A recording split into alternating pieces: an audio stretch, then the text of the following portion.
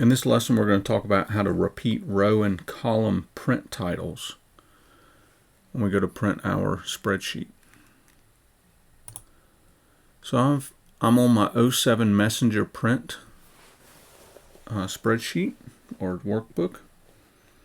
We're going to make sure that sheet 1 is active and in normal view. So sheet 1, we're going to go to view, and it's in normal view.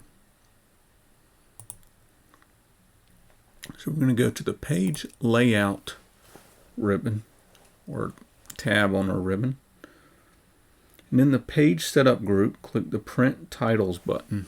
Page setup, print titles. And it's going to open a dialog box, the page setup dialog box. It's going to be on the sheets tab. So we're going to type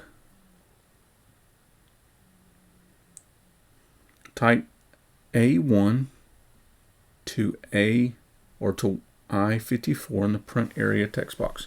So we're going to tell it what area to print when it prints.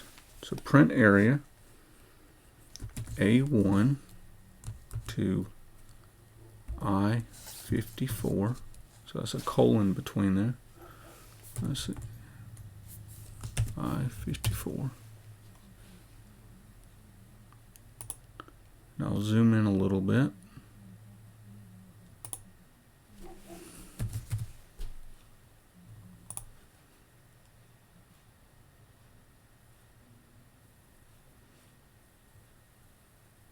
So your box should look like this. A1 colon I-54.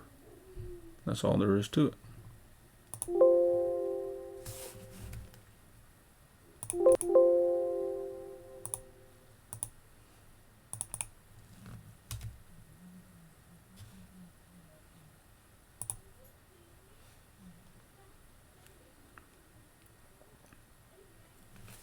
Now, in the rows to repeat at top text box, so now we get to pick which rows.